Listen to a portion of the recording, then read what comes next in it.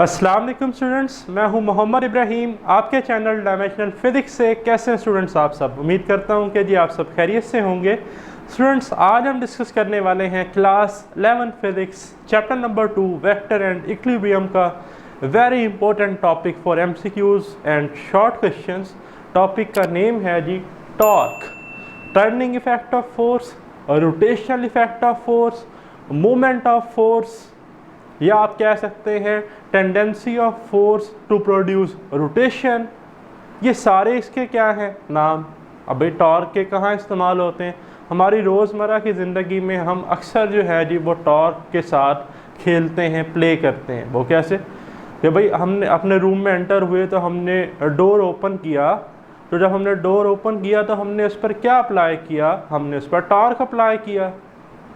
अब torque apply करने के लिए कौन कौन से फैक्टर हैं? एक्सिस ऑफ रोटेशन और पिवट पॉइंट क्या है, line of action of force क्या होना चाहिए, ठीक है जी, मोमेंट आर्म क्या होता है, वो सारा हम देखेंगे। और टॉर्क की क्या एप्लीकेशन है इलेक्ट्रोमैग्नेटिक इंडक्शन में, जो हमारी मोटर्स हैं, ठीक है जी, वहाँ पर भी टॉर्क लगता है।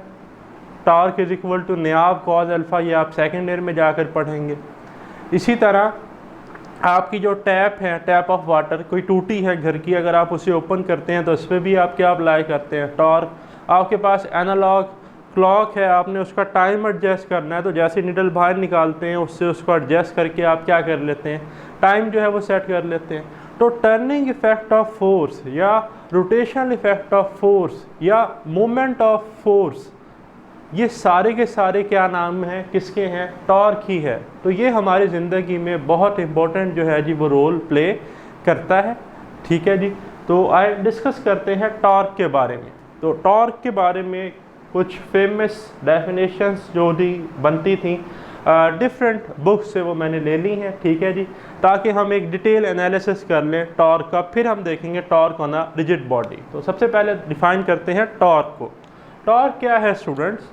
फर्स्ट डेफिनेशन है the turning effect of a force produced in a body about an axis. Turning effect of force, force का एक इफेक्ट है चीज़ों को टर्न करना, ठीक है, उन्हें रोटेट करना अबाउट एन एक्सिस, ठीक है। एक्सिस वो लाइन है जिस पे बॉडी रोटेट कर रही है, ठीक है, और उस एक्सिस पर जो पॉइंट है उसे हम पिवट पॉइंट कहते हैं। तो सेकेंड डेफिनेशन है the tendency of a force to produce a rotation. Force की वो टेंडेंसी जिसकी वजह से रोटेशन प्रोड्यूस हो। फिर रोटेशन इफेक्ट ऑफ फोर्स या टर्निंग इफेक्ट ऑफ फोर्स, फिर moment of a force about an axis. अब बच्चों कंफ्यूज नहीं होना, पेपर में अक्सर क्वेश्चन आता है the unit of moment of force, बच्चे लगा देते हैं फॉरी न्यूटन जी, ये तो फोर्स है, फोर्स का यूनिट क्या होगा? न्यूटन। भाई मोमेंट ऑफ फोर्स टॉर्क है। क्या है? टॉर्क। तो इसे हम मेजर करते हैं बच्चों न्यूटन मीटर में, ठीक है।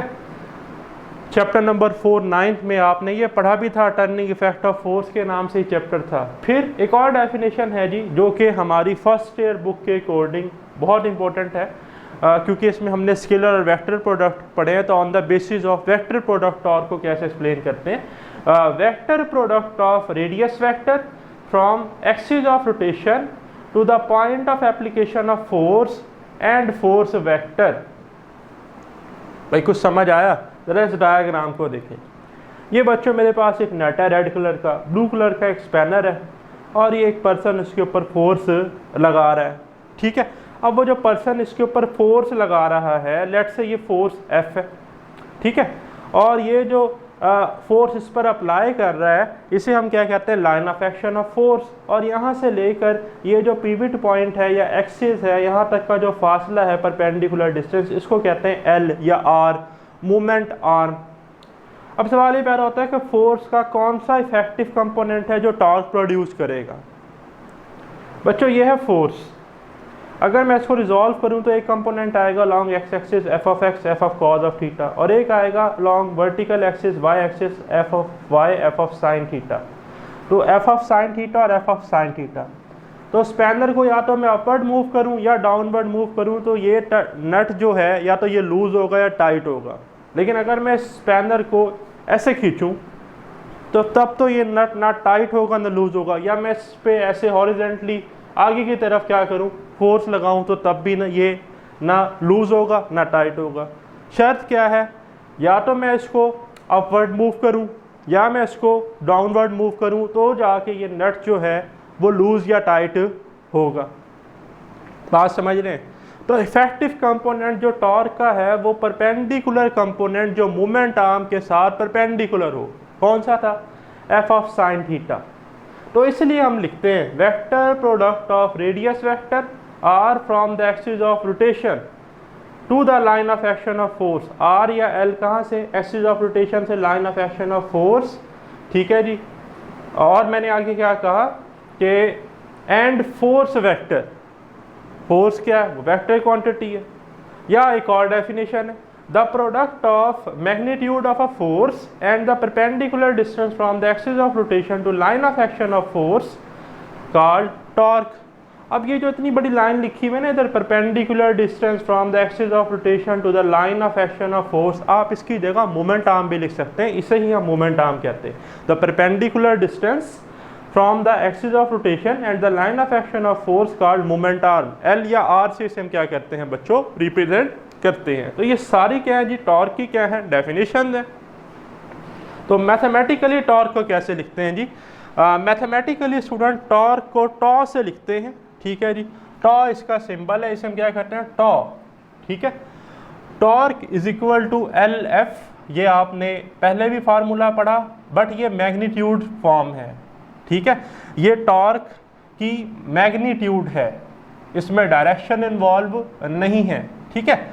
But torque is equal to R F sine theta. ये कैसे आया भाई, देखिए मैंने बताया था ना, ये वो स्पैनर है, इस पे हम line of action of force apply कर रहे हैं, ये वो फोर्स है। तो इस फोर्स को रिजॉल्व किया तो दो कंपोनेंट आए, एक ये वाला कंपोनेंट एफ वाई और एक ये हॉरिजेंटल। तो मैंने कहा हॉरिजेंटल कंपोनेंट तो कोई टॉर्क प्रोड्यूस नहीं करेगा, वर्टिकल कंपोनेंट टॉर्क प्रोड्यूस करेगा जो मोमेंट आर्म के साथ परपेंडिकुलर यानी कि 90 का एंगल बनाएगा, ठीक है। तो मोमेंट आर्म के साथ एफ साइन थीटा 90 का एंगल बनाता है। तो टॉर्क में इसलिए हम लिखते हैं torque is equal to R into F of sine theta, या इसे हम लिख सकते हैं आर एफ साइन थीटा। तो अगर एल आर के बराबर था तो हमने एल की जगह क्या लिख लिया, आर, और एफ की जगह इफेक्टिव कंपोनेंट आ गया एफ साइन थीटा, ठीक है जी। तो ये भी मैग्नीट्यूड फॉर्म है। वेक्टर फॉर्म में कैसे लिखते हैं, torque is equal to cross product of moment arm and force R cross F, ये वेक्टर फॉर्म है हमारे पास। या आप इसे ऐसे भी लिख सकते हैं कि torque is equal to R F sine theta और एन यूनिट वेक्टर। अब ये क्रॉस प्रोडक्ट है तो ज़रा क्रॉस प्रोडक्ट का टॉपिक अपने माइंड में लाएं। हम क्या करते थे, क्रॉस प्रोडक्ट के केस में हम अपनी सबसे पहले तो क्या करते थे, आर और एफ मोमेंट आर्म वेक्टर और फोर्स वेक्टर जो हैं उनकी टेल को कंसाइड करते थे। टेल कंसाइड करने के बाद हम अपनी फिंगर्स को कर्ल करते थे फर्स्ट वेक्टर से सेकंड वेक्टर की तरफ, और जो इरेक्ट थंब था वो प्रोवाइड करता था डायरेक्शन ऑफ टॉर्क या आर क्रॉस एफ या एन यूनिट वेक्टर। अब नेक्स्ट है डिपेंडेंस ऑफ टॉर्क। टॉर्क जो है स्टूडेंट्स याद रखिएगा दो फैक्टर्स पर डिपेंड करता है, मैग्नीट्यूड ऑफ फोर्स और मोमेंट आर्म। अब इसके लिए हम ले लेते हैं एक एग्जांपल। आप सपोज करें जी कि आप एक शॉप पर जाते हैं, बाइक की फॉर एग्जांपल ट्यूनिंग करवाने के लिए आप गए हैं, और वहाँ पर जो आपका मैकेनिक है उसने क्या करना है जी, वो जो नट है उसको स्पैनर से लूज़ करना है, ठीक है। अब एक तो वो खुद है जो नट लूज़ कर सकता है, दूसरा जो उसकी शॉप है वहाँ पर आपको पता है कि काम करने के लिए उसने अपने शागिर्द रखे हुए हैं, ठीक है, जो वहाँ पर लड़के काम करते हैं। अब जो लड़का है उसकी एज कम है, ठीक है जी, जो जिसकी दुकान है, जो मालिक है, उसकी एज ज़्यादा है। अगर मैं उन दोनों को सेम साइज़ का स्पैनर दे दूं और उन्हें कहूं कि जी आपने ये नट जो है वो लूज़ करना है, तो जाहिर सी बात है कि जो शॉप का ऑनर था एज में भी बड़ा था, वो फोर्स भी ज़्यादा लगा सकता है, तो वो ज़्यादा फोर्स लगाने की मदद से नट जो है वो ईज़िली क्या कर लेगा, लूज़ कर लेगा। बच्चे को थोड़ा सा टाइम लगेगा। बट सेकंड केस में मैं ये करूं कि जो उस्ताद था उसे मैं एक छोटा स्पैनर दे दूं और जो बच्चा था उसे मैं एक बड़ा सारा स्पैनर दे दूं।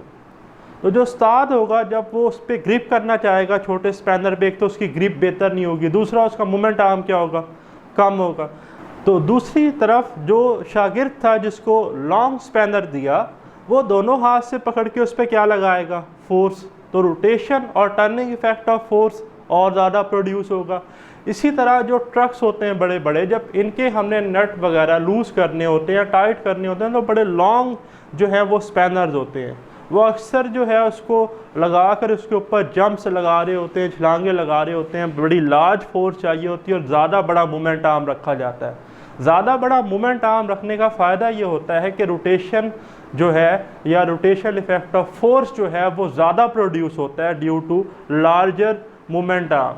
तो दो फैक्टर हैं, या तो फोर्स ज़्यादा लगाई जाए या स्पैनर की लेंथ ज़्यादा हो। तो टॉर्क कितने फैक्टर्स पर डिपेंड करता है, दो फैक्टर्स पर, एक मैग्नीट्यूड ऑफ फोर्स, दूसरा क्या है, मोमेंट आर्म। तो देखिए मैंने इधर लिखा है डिपेंडेंस क्या है टॉर्क की, मैग्नीट्यूड ऑफ फोर्स, और सेकंड क्या है, मोमेंट आर्म। मोमेंट आर्म की लेंथ कम, टॉर्क कम, मोमेंट आर्म की लेंथ ज़्यादा, टॉर्क ज़्यादा। Magnitude of force come, torque come, magnitude of torque और मैग्नीट्यूड ऑफ फोर्स ज़्यादा, टॉर्क ज़्यादा। ठीक है जी।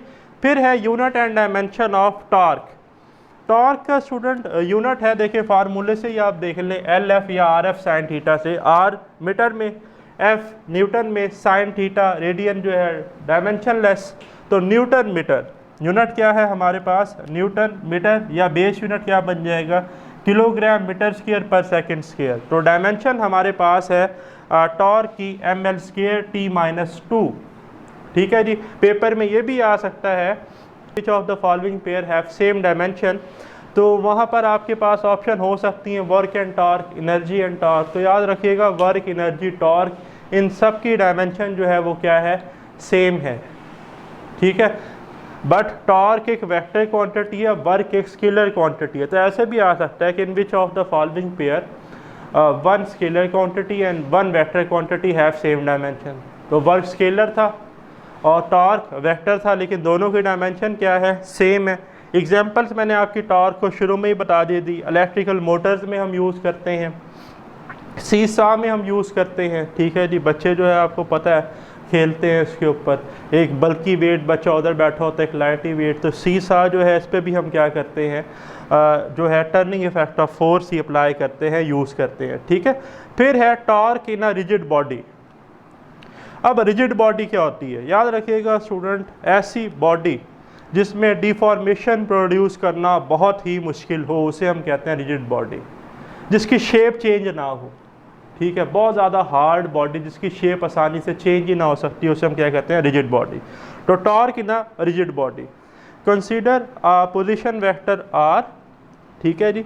एक पोजीशन वेक्टर है आर जिसका ओरिजिन ओ है। ठीक है जी। और ये पोजीशन वेक्टर पी पॉइंट की डायरेक्शन रिप्रेजेंट कर रहा है। इस पी पॉइंट पर जो line of action of force है वो एफ है। ठीक है। अब हमने फोर्स को रिजॉल्व करना है और टॉर्क कैलकुलेट करनी है। तो ये फोर्स है, अगर मैं इस फोर्स को रिजॉल्व करूँ तो इसके दो कंपोनेंट बनेंगे, एक F of cos of theta, एक F of sine of theta. तो आर के साथ एफ ऑफ साइन थीटा कितने एंगल बनाएगा, 90 डिग्री, क्योंकि ये इफेक्टिव कंपोनेंट है। तो फिर मैं टॉर्क को लिख सकता हूँ, torque is equal to R F of sine theta या आर एफ साइन थीटा, या वेक्टर फॉर्म में हम इसे लिख लेंगे torque is equal to R cross F. ठीक है जी। तो ये तो था जब हमने रिजिड बॉडी में फोर्स को रिजॉल्व किया। सेकंड, अगर हम इसी रिजिड बॉडी में मोमेंट आर्म को रिजॉल्व करें तो भी आंसर सेम ही आएगा। क्यों, देखें सेम वही केस है रिजिड बॉडी का। आर पोजीशन वेक्टर ओ से पी पर जो है फोर्स अप्लाई की है, बट हम पोजीशन वेक्टर आर को रिजॉल्व करेंगे। तो जब आर को रिजॉल्व करेंगे तो आर के दो कंपोनेंट बनेंगे, एक आर कॉस थीटा और एक आर साइन थीटा। अब अगेन अगर आप देखें तो एफ और आर साइन थीटा के दरमियान ये एंगल कितना बन रहा है, 90 डिग्री। तो टॉर्क को हम लिख सकते हैं फिर, अगर हमने मोमेंट आर्म को रिजॉल्व किया, torque is equal to R sine theta into F, या आर एफ साइन थीटा, या वेक्टर फॉर्म में torque is equal to R cross F, cross product of R and F. फिर है direction of torque. शुरू में ही बताया कि direction of torque कैसे कैलकुलेट कर सकते हैं। मोमेंट आर्म और फोर्स दोनों वेक्टर को क्या करें, इनकी टेल्स को कंसाइड करें, एक प्लेन बना ले आर और एफ का। इस प्लेन के नॉर्मल जो होगा वो क्या होगा, टॉर्क होगा, आर क्रॉस एफ होगा। कैसे, अगर मैं अपने फिंगर्स को कर्ल करूं आर से एफ की तरफ, तो रेक्ट थंब जो है वो किसकी डायरेक्शन प्रोवाइड करेगा, टॉर्क की डायरेक्शन या एन यूनिट वेक्टर की। तो torque is equal to R cross F. R cross F जो है उसका क्रॉस प्रोडक्ट ले तो आपको ऑटोमेटिकली टॉर्क की डायरेक्शन मिल जाएगी। ठीक है जी। अब ये कुछ नोट है। वैसे तो ये पूरा टॉपिक मैंने आपको स्टार्ट में ही बताया कि शॉर्ट और एमसीक्यूज पॉइंट ऑफ व्यू से बहुत इंपॉर्टेंट है, लॉन्ग भी पूछा जा सकता है पेपर में, लेकिन कुछ और इंपॉर्टेंट पॉइंट्स जो पेपर में अक्सर एमसीक्यूज पूछे जाते हैं। तो पहला पॉइंट है torque determine the angular acceleration. ठीक है जी। वैसे तो स्टूडेंट्स आपका फर्स्ट ईयर में चैप्टर नंबर 5 है सर्कुलर मोशन, उसमें हम एंगुलर एक्सेलरेशन अल्फा को डिटेल में डिस्कस करेंगे। टॉर्क होता है, torque is equal to I alpha. ये बिल्कुल ऐसे ही है जैसे हमने न्यूटन सेकंड लॉ पढ़ी थी लीनियर मोशन में, F is equal to M A. ठीक है। रोटेशनल मोशन के केस में जो आपकी फोर्स है उसकी जगह पर आ जाता है टॉर्क, और जो आपका मैस है वहाँ पर आ जाता है मोमेंट ऑफ मैस या मोमेंट ऑफ इनर्शिया, इसे हम कहते हैं। I is equal to M R square होता है, हम चैप्टर 5 में पढ़ेंगे। और ए की जगह आ जाता है आपके पास लीनियर एक्सेलरेशन की जगह अल्फा, एंगुलर एक्सेलरेशन।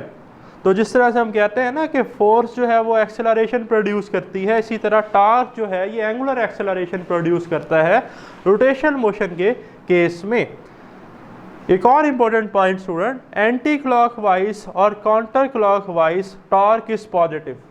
अगर टॉर्क एंटी क्लॉकवाइज है, क्या है, एंटी क्लॉकवाइज या काउंटर क्लॉकवाइज जिसे हम कहते हैं, तो टॉर्क पॉजिटिव कंसीडर करेंगे। पेपर में एमसीक्यू आ सकता है। और अगर टॉर्क क्लॉकवाइज है तो उसे हम क्या लेंगे, नेगेटिव। तो एंटी क्लॉकवाइज टॉर्क पॉजिटिव और क्लॉकवाइज टॉर्क नेगेटिव। फिर स्टूडेंट प्रिंसिपल ऑफ मूवमेंट है, sum of clockwise torque acting on a system is equal to the sum of anticlockwise torque. कोई शेप आपको दी जा सकती है, उस पर मल्टीपल फोर्सेस दी जा सकती हैं और डिफरेंट आपको जो है लेंथ दी जा सकती है। कोई मूवमेंट आर्म हो सकता है, कोई दरमियान से भी लेंथ दे सकता है, और आपसे कहा जाए कि जी फला लेंथ आप कैलकुलेट करें। ये हम एग्जांपल्स में आगे जाकर डिस्कस भी करेंगे, बिकॉज आज हम एक जनरल टॉपिक डिस्कस कर रहे हैं टॉर्क का, तो इसलिए मैंने इसमें कोई प्रॉब्लम नहीं ली। तो याद रखिएगा उस तरह के केस में sum of anticlockwise moments is equal to the sum of clockwise moments और टॉर्क। फिर है कपल की स्टेटमेंट मैंने इधर लिखी हुई है कि कार के स्टीयरिंग पे अगर फॉर एग्जांपल जी आप फोर्सेस अप्लाई कर रहे हैं, एक हाथ पर की तरफ फोर्स लगा रहा है, ये हाथ नीचे की तरफ, तो एक फोर्स अपवर्ड, एक फोर्स डाउनवर्ड, डायरेक्शन ऑपोजिट है और मोमेंट आर्म से म्यूचुअली परपेंडिकुलर हैं और इक्वल एंड ऑपोजिट हैं। तो इस तरह की फोर्सेस कपल बनाती हैं, उसे हम कहते हैं torque due to couple. So two equal and opposite forces that displaced by perpendicular distance form the couple। ठीक है जी। या अगर हमने किसी कार का टायर ओपन करना है तो डबल आर्म स्पैनर होते हैं। डबल आर्म स्पैनर जो है जस्ट लाइक प्लस का जैसे हमारे पास सिंबल होता है, तो जब डबल आर्म स्पैनर पे हम फोर्स लगाते हैं तो ज़्यादा टॉर्क जनरेट होती है और उस पर हम टॉर्क ड्यू टू कपल जो है वो अप्लाई करते हैं। तो ये था स्टूडेंट हमारा आज का टॉपिक टॉर्क से रिलेटेड। मिलते हैं नेक्स्ट वीडियो के साथ, मुझे दे इजाज़त, अल्लाह हाफ़िज़।